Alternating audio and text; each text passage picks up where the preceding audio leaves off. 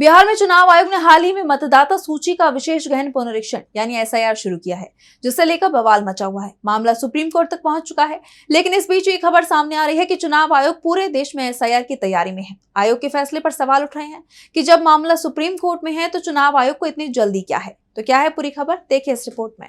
चुनाव आयोग अब पूरे देश में मतदाता सूची का विशेष गहन पुनरीक्षण शुरू करने की तैयारी में है।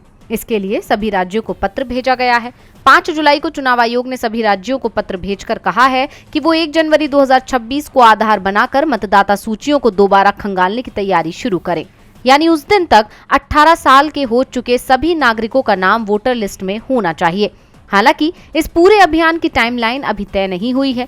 चुनाव आयोग की तरफ से वोटिंग लिस्ट में नाम जुड़वाने के लिए जो दस्तावेज मांगे जा रहे हैं वो अधिकांश लोगों के पास नहीं है। इसलिए लोग डरे हुए हैं, क्योंकि इसका सबसे ज्यादा असर अति पिछड़ा, दलित, मुसलमान और गरीब तबके पर दिख रहा है।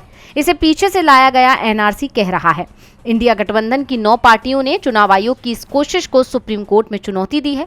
सुप्रीम कोर्ट में सुनवाई चल रही है। 28 जुलाई को कोर्ट फैसला सुना सकता है, लेकिन उससे पहले ही चुनाव आयोग की तरफ से पूरे देश में एसआईआर शुरू करने की कोशिश शुरू हो गई है, जिससे चुनाव आयोग की मंशा पर सवाल खड़े हो गए हैं। सबसे ज्यादा चिंता टीएमसी में दिखाई दे रही है। टीएमसी नेता सुजन चक्रवर्ती ने सवाल उठाया कि आयोग ने इस मुद्दे पर सभी दलों के साथ बैठक क्यों नहीं की।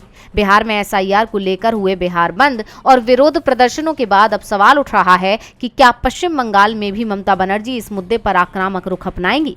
तेजस्वी यादव ने इस पूरी प्रक्रिया पर सवाल उठाते हुए कहा कि इसमें जबरदस्त गड़बड़ी चल रही है। चुनाव आयोग के 80% सत्यापन के दावे झूठे हैं।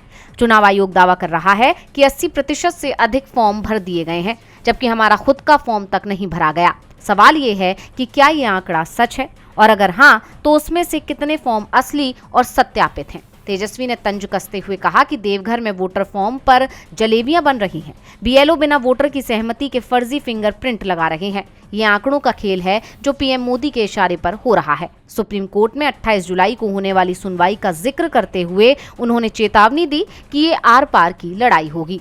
डीवी लाइव की रिपोर्ट।